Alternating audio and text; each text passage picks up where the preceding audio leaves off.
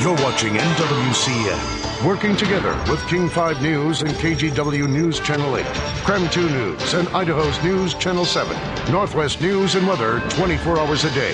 Now, Northwest News First Edition. It is an addiction that some experts say is harder to kick than cigarettes. We are talking about sugar addiction. Joining me now is Dr. Freida Eng. You graduated from University of Washington, School of Medicine, now work at the Fibromyalgia and Fatigue Centers in Seattle. Glad to have you in. Oh, thank you very much for having me. I appreciate the chance to talk to you. How big of a problem is this? Do we have to have our sugar? I mean, we have to have some sugar. We have to have sugar. If you don't have carbohydrates, your brain doesn't get the sugar that it needs to function. Everybody needs it. Do we get addicted? And do we know we're getting addicted? Well, it's a kind of a cycle. When you eat high sugar foods, your body turns them into sugar right away. It takes the insulin and puts it into the cells, and when there's not enough cells, it stores it as fat.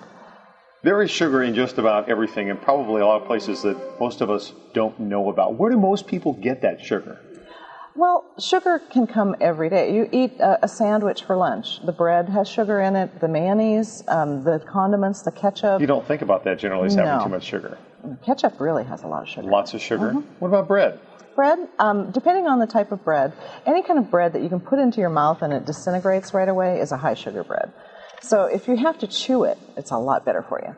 What are some of the foods that people, aside from maybe ketchup or breads, what are some other foods that people we generally eat a lot as a population that we don't necessarily think of as high in sugar? One of the things, I like to tell people that the average American eats 150 pounds of sugar a year. So break that down, and you're eating an awful lot of sugar, and that's not counting the holidays.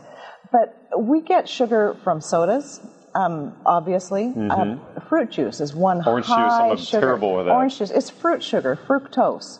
But it still is sugar, and your body doesn't see it as any different than taking in sugar. So people are getting their dose one way or another. Do you think Americans know they're getting that much sugar, or are they just kind of somewhat oblivious? I think in this day and age that we have convenient food and things that are easy, we grab it and we don't even think about it. What else should we be looking for on the labels? I mean, we know high fructose corn syrup. High fructose corn syrup. Yeah. Avoid anything. What else? I mean, it must come in several other names. Anything that has the OSE, or the OS on the end of it. Fruit sugar is fructose. Milk sugar is lactose. Regular sugar, table sugar, is sucrose. So anything that has OSE on the end. We have an obesity problem in this country, especially among the younger population, children. Are parents feeding their kids more of these high sugary content foods? Yes, definitely.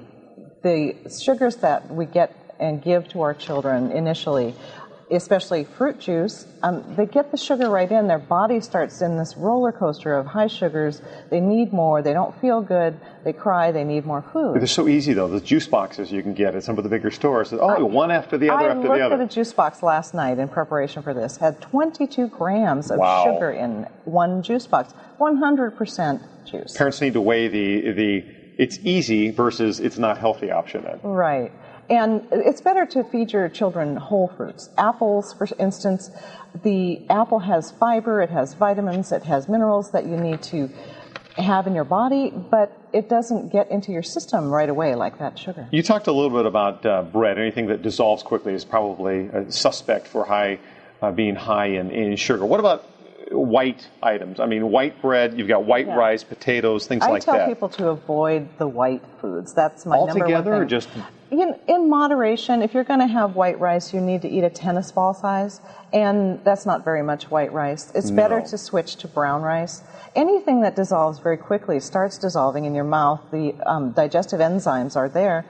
Once it gets to your gut, then it gets absorbed really quickly and gets your blood sugars up high. You talked about some of the alternatives. Obviously, fruits, they have some natural sugar in them, but fruits and vegetables, things like that. But if you're talking about other substitutes for sugar, honey is obviously a big one. What else can we look for? A lot of sweeteners out there. We recommend stevia a lot. Stevia is a natural sweetener made from a plant. I don't really care for the sugar substitutes, all the other sweeteners. I don't like the chemical alternative to it. I prefer the natural. Stevia.